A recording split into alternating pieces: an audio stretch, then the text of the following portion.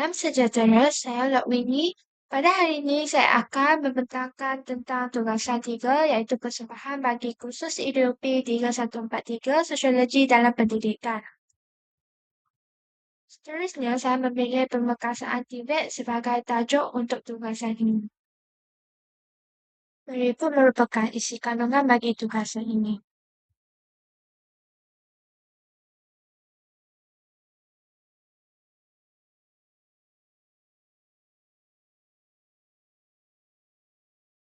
Bagi pengenalan isu, pendidikan merupakan elemen utama dalam menentukan mobiliti sosial seseorang individu, iaitu pergerakan taraf hidup daripada satu lapisan sosial ke lapisan yang lain.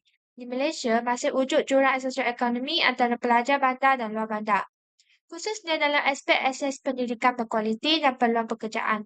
Sejajar dengan perkembangan ekonomi negara, sistem pendidikan telah mengalami transformasi dengan memperkenalkan Tibet sebagai laluan alternatif kepada pendidikan akademik. Tibet bukan sahaja memberi tumpuan kepada ilmu teori, tetapi juga menekankan kemahiran praktikal yang diperlukan oleh industri semasa. Baik, marilah kita melihat apa itu Tibet. Tibet atau Pendidikan dan Latihan Teknikal dan Vokasional merupakan proses pendidikan dan latihan yang menjurus ke arah pekerjaan dan menekankan amalan industri dalam pelbagai bidang berkaitan. Tibet menggalakkan pembelajaran sepanjang hayat yang meliputi peringkat sekolah menengah, lepasan sekolah sehingga ke tenaga kerja di industri, melalui latihan berasaskan pekerjaan serta latihan berterusan dan pembangunan profesional. Tidak memainkan peranan signifikan dalam membangunkan bakat tersedia masa hadapan bagi memastikan negara tidak ketandusan bakat berkualiti untuk merealisasikan agenda besar negara. Oleh itu, kerajaan secara berterusan memberi penekanan terhadap Tibet kerana sedar akan permintaan dan keperluan industri kepada modal insan yang berkeupayaan seiring dengan peredaran teknologi yang amat pentas sama ada di peringkat nasional maupun di peringkat global.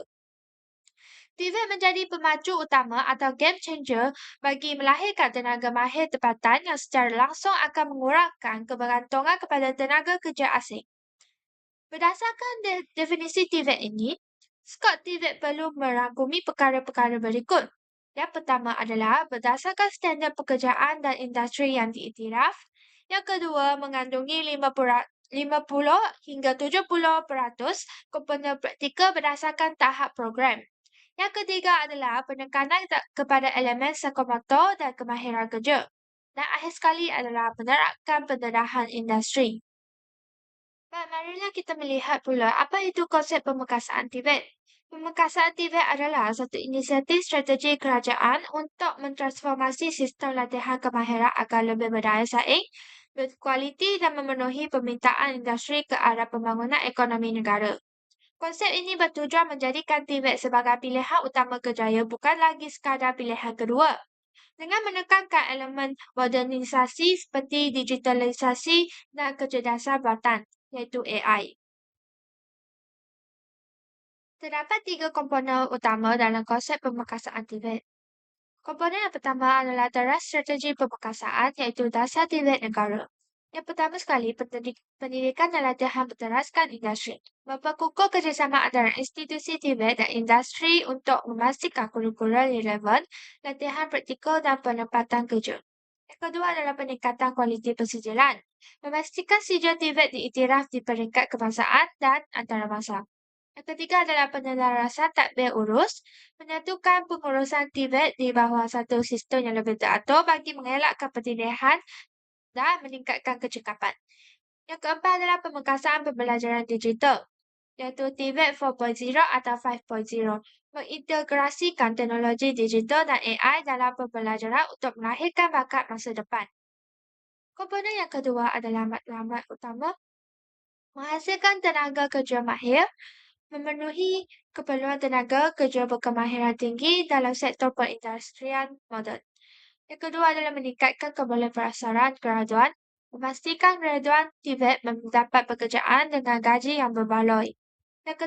Yang ketiga adalah meningkatkan imej Tibet, menghapus persepsi kelas kedua melalui pendidikan yang berkualiti dan peluang kerja yang luas. Komponen yang ketiga adalah pendekatan pelaksanaan. Yang pertama adalah sinergi industri. Pelibatan industri dan penyertaan tenaga pengajaran, peralatan latihan dan pembangunan kurikulum. Yang kedua adalah konsep sekolah kekerjaya. Memperkasakan latihan amali seawal mungkin untuk membina kemahiran teknikal. Yang ketiga adalah pendidikan tertiari. Memperkasakan institusi seperti politeknik dan kolej komuniti sebagai tunjang pendidikan teknikal. Baik, infografik yang di sebelah ini menunjukkan bahawa sistem TVET di Malaysia sangat luas dengan lebih 1,300 institusi yang melibatkan berbagai kementerian. Perkembangan TVET juga telah berlaku sejak awal abad ke-20 dan semakin berkembang selaras dengan keperluan industri. Selain itu, taburan institusi menunjukkan terdapat ketidakseimbangan antara negeri yang memberi kesan kepada akses pendidikan. Secara keseluruhannya, TVET merupakan sistem pendidikan yang komprehensif dan penting dalam pembangunan tenaga kerja negara. Dan seterusnya, terdapat 3 kesan positif pemekasaan TVET ini terhadap mobiliti sosial pelajar. Yang pertama adalah meningkatkan kebolehkerjaan graduan. Yang kedua adalah meningkatkan pendapatan dan mengurangkan kemiskinan. Dan yang ketiga adalah meningkatkan kemahiran dan daya saing pelajar. Baik, marilah kita melihat kesan positif yang pertama iaitu meningkatkan kebolehkerjaan graduan. Pemekasaan TVET menekankan latihan berasaskan industri pembelajaran praktikal dan pengalaman kerja sebenar. Ini membolehkan pelajar menguasai kemahiran teknikal yang relevan serta memastikan kurikulum selari dengan keperluan semasa industri. Kerana TVET juga biasanya telah didedahkan kepada budaya kerja sebenar, penggunaan mesin dan teknologi industri, serta kemahiran komunikasi dan kerja berpasukan. Kesan kepada mobiliti sosial, pelajar lebih cepat mendapat pekerjaan selepas tamat pengajian. Dapat mengurangkan tempoh menganggur, memberi sumber pendapatan awal. Ini membolehkan pelajar menaik taraf hidup keluarga dalam masa yang lebih singkat. Menurut sokongan kajian oleh Halik pada tahun 2025, mendapati bahawa TVET meningkatkan kebolehpasaran graduan melalui penekanan terhadap kemahiran teknikal, soft skill, literasi digital dan pengalaman industri. Elemen ini menjadikan graduan TVET lebih bersedia untuk bekerja dan mempercepatkan proses mendapatkan pekerjaan sekaligus meningkatkan mobiliti sosial dalam kalangan graduan. Baik, menurut laporan bernama pada tahun 2025, kadar kebolehpasaran graduan TVET di Malaysia telah mencapai 94.5%, manakala institusi TVET di bawah MARA mencatat kadar lebih tinggi iaitu 98.7%.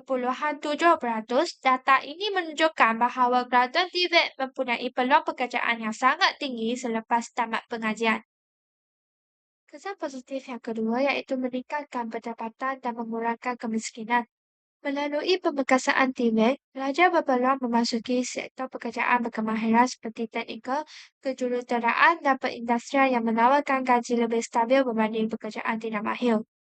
Selain itu, TVET turut menyediakan kemahiran keusahawanan yang membolehkan graduan membuka perniagaan sendiri, menjadi usahawan teknikal, menjana pendapatan tambahan. Bagi pelajar daripada latar belakang B40, TVET menjadi laluan pantas untuk keluar daripada kitaran kemiskinan kerana mereka tidak perlu menunggu tempoh pengajian yang panjang untuk memperoleh pekerjaan. Kesan kepada mobiliti sosial, peningkatan pendapatan individu dan keluarga, pengurangan jurang sosioekonomi serta mobiliti sosial antara generasi. Menurut kajian Moxan pada tahun 2024, pendidikan TVET menunjukkan kadar pulangan yang tinggi kepada graduan dari segi peningkatan pendapatan dan peluang pekerjaan. Sekaligus membuktikan bahawa TVET mampu menjadi media penting dalam meningkatkan mobiliti sosial, terutamanya bagi golongan B40. Menurut Datuk Seri Dr. Ahmad Zahid Hamidi, program TVET berpotensi menurunkan kadar kemiskinan negara daripada 3.5% kepada 2.5% melalui penyediaan lebih 1 juta peluang pekerjaan. Selain itu, kadar kebolehpasaran lepasan TVET juga tinggi iaitu sekitar 94.5% menunjukkan graduan TVET mempunyai peluang pekerjaan yang stabil. Hal ini membuktikan bahawa TVET berperanan penting dalam meningkatkan pendapatan individu serta mengurangkan kemiskinan dalam kalangan rakyat. Kesan positif yang ketiga iaitu meningkatkan kemahiran dan daya saing pelajar. Pemekasan Tibet melalui pendekatan Tibet Madani memberi penekanan kepada pembangunan kemahiran abad ke-21 seperti kemahiran teknikal, kemahiran komunikasi, pemikiran kritis dan penyelesaian masalah, serta kemahiran digital dan teknologi. Kemahiran ini menjadikan pelajar lebih fleksibel dalam pelbagai bidang pekerjaan, mampu menyesuaikan diri dengan perubahan teknologi, kompetitif di peringkat nasional dan global. Selain itu, pendedahan kepada teknologi moden seperti otomasi dan digitalisasi membolehkan graduan Tibet mendapat akses kepada pekerjaan berkemahiran tinggi yang mempunyai potensi kenaikan gaji dan kerjaya. Kesan kepada mobiliti sosial, peluang kerjaya lebih luas, peluang kenaikan pangkat lebih tinggi, mobiliti sosial jangka panjang lebih kukuh. Menurut Nasrin Halili dan Abdul Razak pada tahun 2022, kemahiran Tibet seperti teknikal insania, literasi digital dan pemikiran kritis penting untuk menghadapi industri 4.0 serta meningkatkan kebolehpasaran dan daya saing kerajaan. Berdasarkan World Economic Forum pada tahun 2023, kemahiran seperti pemikiran analitikal, pemikiran kreatif, literasi teknologi, dan kecerdasan buatan merupakan kemahiran utama yang diperlukan oleh majikan menjelang tahun 2027. Selain itu, sebanyak 42% pekerja perlu menjalani latihan semula bagi menyesuaikan diri dengan perubahan teknologi. Hal ini menunjukkan bahawa pemekasan Tibet amat penting dalam melahirkan graduan yang berkemahiran tinggi, fleksibel dan berdaya saing. Terdapat juga 3 kesan negatif pemekasan Tibet terhadap mobiliti sosial pelajar. Yang pertama adalah persepsi masyarakat terhadap Tibet masih rendah. Yang kedua, ketidakseimbangan kemudahan antara bandar dan luar bandar. Yang ketiga adalah graduan masih terperangkap dalam pekerjaan gaji rendah. Baik, marilah kita melihat kesan negatif yang pertama iaitu persepsi masyarakat terhadap Tibet masih rendah. Walaupun berbagai usaha telah dilaksanakan untuk memperkasakan Tibet, persepsi masyarakat terhadap aliran ini masih belum berubah sepenuhnya. Sebahagian ibu bapa dan pelajar masih menganggap Tibet sebagai laluan pendidikan kelas kedua berbandingan aliran akademik.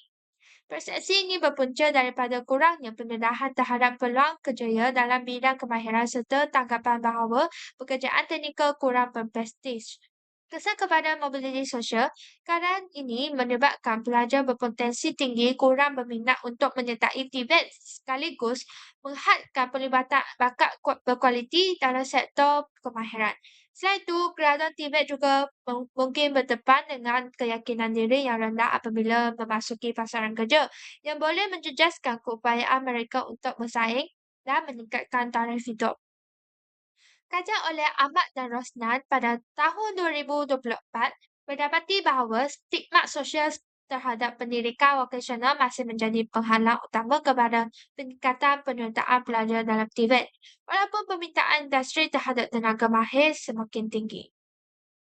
Data statistik yang di sebelah menunjukkan bahawa persepsi masyarakat terhadap Tibet masih rendah walaupun keperluan terhadap tenaga mahir semakin meningkat. Sebanyak 96% responden tidak mengetahui bahawa Tibet menawarkan pelbagai tahap kelayakan sehingga peringkat ijazah yang menunjukkan tahap kesedaran yang masih rendah dalam kalangan masyarakat.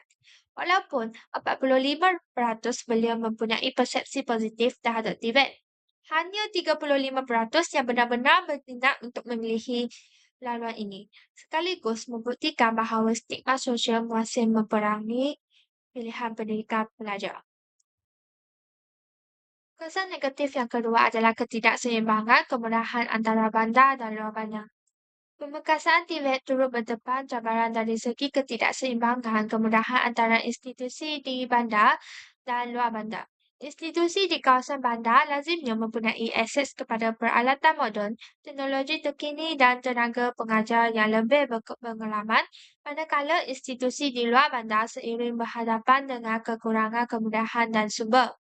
Kesan kepada mobiliti sosial. Jurang ini menyebabkan pelajar luar bandar kurang mendapat latihan yang berkualiti sekaligus menjejaskan tahap penguasaan kemahiran mereka. Akibatnya, mereka kurang berdaya saing dalam pasaran kerja dan berisiko untuk terus berada dalam kelompok sosioekonomi yang rendah, sekaligus menghalang mobiliti sosial. Osman pada tahun 2025 menegaskan bahawa kekurangan infrastruktur dan akses kepada teknologi moden dalam institusi TVET menjadi antara cabaran utama dalam menyediakan tenaga kerja yang memenuhi keperluan industri 4.0. Malaysia mempunyai sebanyak 1,345 institusi TVET yang terdiri daripada institusi awam, negeri dan swasta. Walau bagaimanapun, taburan institusi ini adalah tidak seimbang, di mana negeri maju seperti Selangor mempunyai 280 institusi berbanding negeri seperti Perlis yang hanya mempunyai 15 institusi. Situasi ini menunjukkan bahawa peluang pendidikan Tibet tidak diagihkan secara adil antara kawasan bandar dan luar bandar. Baik, kesan negatif yang ketiga adalah graduan berisiko terperangkap dalam pekerjaan bergaji rendah. Walaupun Tibet membuka peluang pekerjaan lebih awal, tidak semua graduan berjaya memperoleh pekerjaan dengan gaji yang tinggi atau setimpal dengan kemahiran mereka. Hal ini disebabkan oleh faktor seperti kekurangan pengalaman, sektor pekerjaan yang terhad serta struktur gaji dalam industri tertentu. Pesan kepada mobiliti sosial.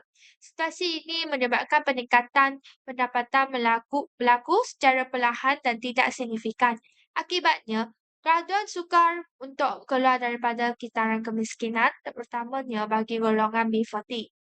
Ini sekaligus mengehatkan mobiliti sosial jangka panjang. Laporan PMB Research Institute pada tahun 2025 menunjukkan bahawa sebahagian graduan TVET masih berada dalam kategori pekerjaan bergaji rendah dan tidak memanfaatkan sepenuhnya kemahiran yang dimiliki. Gambar di atas menunjukkan bahawa walaupun graduan TVET mempunyai kadar kebolehkerjaan yang tinggi, masih terdapat sebahagian yang memperoleh pendapatan rendah, mencerminkan ketidaksepadanan antara kemahiran dan ganjaran. Situasi ini berpunca daripada faktor seperti kekurangan pengalaman, sektor pekerjaan terhad dan struktur gaji industri. Akibatnya, peningkatan pendapatan berlaku secara perlahan sekaligus menukarkan graduan terutamanya golongan B40 keluar daripada kitaran kemiskinan serta mengehatkan mobiliti sosial jangka panjang seperti dilaporkan oleh PMB Research Institute pada tahun 2025. Terdapat juga 3 cadangan penambahbaikan. Yang pertama adalah sistem gaji berasaskan kemahiran, yang kedua adalah TVET berasaskan industri dan yang ketiga adalah laluan kerjaya TVET yang jelas. Baik, marilah kita melihat cadangan penambahbaikan yang pertama iaitu sistem gaji berasaskan kemahiran. Cadangan penambahbaikan yang pertama iaitu mewujudkan sistem gaji berasaskan kemahiran. Gaji ditentukan berdasarkan tahap sijil TVET, kemahiran teknikal, pengalaman industri. Majikan wajib ikut standard gaji minimal mengikut kompetensi serta integrasikan micro-credential untuk kenaikan gaji secara progresif. Kesan penambahbaikan ini adalah elakkan graduan TVET terperangkap dalam pekerjaan bergaji rendah, meningkatkan mobiliti sosial pelajar, mengiktiraf kemahiran teknikal setanding kelayakan akademik, serta mengurangkan jurang pendapatan dalam masyarakat. Menurut sokongan kajian, kerajaan memperuntukkan sebanyak 7.9 bilion ringgit Malaysia untuk TVET dalam bajet 2026. Terdapat 439,000 pelajar dalam 1,398 institusi TVET di Malaysia. Kadar kebolehberasaran TVET mencecah 95.1% hingga 98.7%. Gaji permulaan TVET sekitar sebanyak RM2,500 Malaysia berbanding RM1,700 Malaysia graduan akademik. Cadangan penambahbaikan yang kedua adalah TVET berasaskan industri. Memperkukuhkan model industri and model training iaitu latihan dalam industri sebenar. Minimal 60% hingga 70% latihan dijalankan di tempat kerja sebenar. Wujudkan sistem dual training iaitu belajar bersama bekerja serentak. Industri terlibat terus dalam pembangunan kurikulum, penilaian kemahiran serta jaminan pekerjaan graduan. Kesannya adalah mengurangkan isu mismatch antara kemahiran dan pekerjaan, meningkatkan kebolehpasaran berkualiti iaitu bukan sekadar bekerja, menghasilkan graduan job ready dan berkemahiran industri sebenar. serta mengukuhkan hubungan Tibet industri secara langsung. Menurut sokongan kajian, 96% daripada 1,072 program Tibet di 597 institut dinilai efektif, melepasi sasaran 70% dalam 12 Malaysia Plan. Sistem Malaysia Tibet rating 5 star diperkenalkan untuk menilai kualiti institut secara nasional. Walaupun begitu, masih berlaku isu ketidaksepadanan kemahiran dan pekerjaan dalam kalangan graduan. Cadangan penambahbaikan yang ketiga adalah laluan kerjaya Tibet yang jelas. Wujudkan laluan kerjaya Tibet yang standard national sijil ke diploma, ke degree sehingga ke professional industri. Berkukuh sistem articulation pathway antara College Vocational Institute Tibet, University Technical. Perluaskan work-based learning secara wajib dalam Tibet. Industri terlibat dalam pengiktirafan tahap kerjaya dan kenaikan pangkat. Kesannya adalah menghapuskan isu Tibet sebagai laluan tiada masa depan, meningkatkan keyakinan pelajar dan ibu bapa, membuka peluang sambung pelajar hingga ke peringkat ijazah, menguatkan mobiliti sosial pelajar Tibet serta menghubungkan pendidikan dengan keperluan industri sebenar. Menurut sokongan kajian, graduan Tibet sebelum ini tiada laluan jelas untuk sambung ke ijazah. Sukar beralih daripada Tibet kepada pendidikan akademik universiti. Sekitar 50,000 pelajar DBM dan DKM setahun boleh sambung ke peringkat ijazah melalui program BTEC. Laluan ini diwujudkan oleh kerjasama Universiti Teknikal dan MBOT. Struktur pengajian 2.5 tahun di universiti, 1 tahun di industri, fokus kepada kemahiran industri sebenar. Seterusnya, bagi menjawab persoalan utama iaitu sama ada pemekasaan Tibet dapat merapatkan jurang sosioekonomi. Jawapannya ialah ya. Hal ini kerana pemekasaan Tibet telah meningkatkan peluang pekerjaan dalam kalangan graduan melalui latihan berasaskan industri. Graduan Tibet lebih cepat mendapat pekerjaan selepas tamat pengajian. Selain itu, Tibet juga membantu meningkatkan pendapatan. Sistem gaji berasaskan kemahiran memastikan graduan menerima gaji yang setimpal dengan kemahiran yang dimiliki, bukan sekadar kelayakan akademik. Seterusnya, pemekasaan Tibet turut mengurangkan kadar pengangguran graduan. Ini kerana latihan yang selari dengan keperluan industri menjadikan graduan lebih bersedia atau job ready untuk masukkan pasaran kerja. Di samping itu, Tibet membantu meningkatkan mobiliti sosial golongan B40. Dengan pendapatan yang stabil, mereka berpeluang keluar daripada kitaran kemiskinan dan meningkatkan taraf hidup keluarga. Tambahan pula laluan kerjaya Tibet yang jelas, daripada sijil hingga ke peringkat profesional, membuka peluang kenaikan kerjaya dan seterusnya meningkatkan kedudukan sosial individu. Akhir sekali, Tibet juga dapat mengurangkan jurang antara bandar dan luar bandar kerana ia memberi akses kepada kemahiran industri sekaligus membolehkan pelajar luar bandar bersaing dengan pasaran kerja. Kesimpulannya, pemekasaan Tibet sebenarnya membantu merapatkan jurang sosioekonomi kerana ia meningkatkan pendapat, peluang pekerjaan dan mobiliti sosial secara menyeluruh. Secara keseluruhan ini, pemekasaan Tibet telah menunjukkan impak yang positif dalam merapatkan jurang sosioekonomi di Malaysia melalui peningkatan peluang pekerjaan, peningkatan pendapatan serta pengurangan kadar pengangguran. Tibet membantu terutamanya golongan B40 untuk meningkatkan taraf hidup mereka dengan lebih cepat. Selain itu, laluan kerjaya yang jelas serta latihan asaskan industri turut memperkukuh mobiliti sosial pelajar dengan membuka peluang kenaikan kerjaya dan sambungan pendidikan ke tahap yang lebih tinggi. Walaupun masih wujud cabaran seperti persepsi masyarakat, ketidakseimbangan kemudahan dan isu pekerjaan bergaji rendah, usaha penambahbaikan yang dilaksanakan menunjukkan bahawa Tibet berpotensi besar menjadi pemacu utama dalam mengurangkan jurang sosioekonomi serta membentuk masyarakat yang lebih seimbang dan berkemahiran tinggi.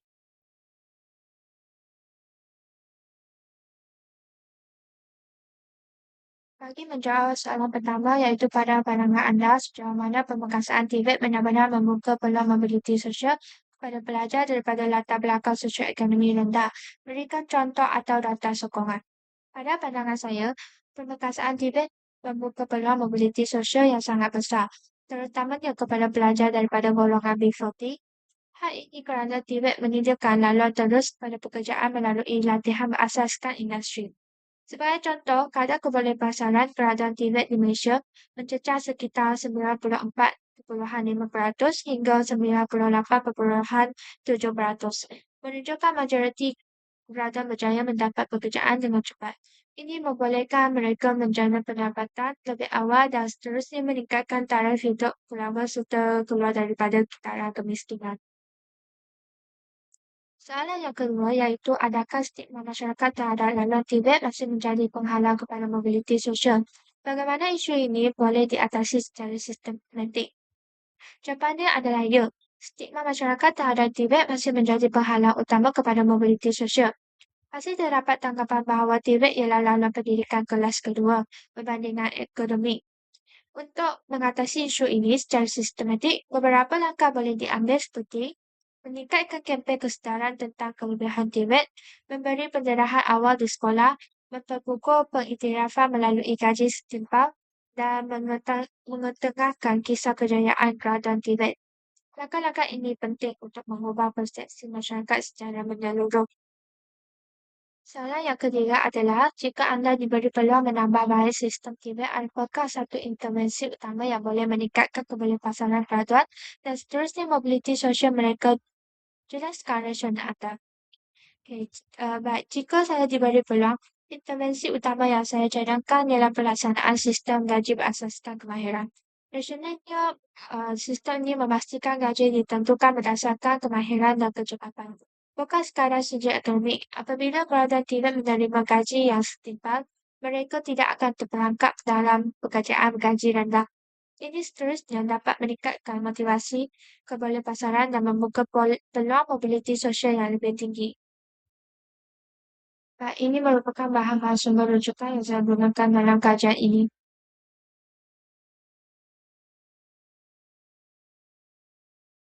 Itu sahaja dari saya. Sekian, terima kasih.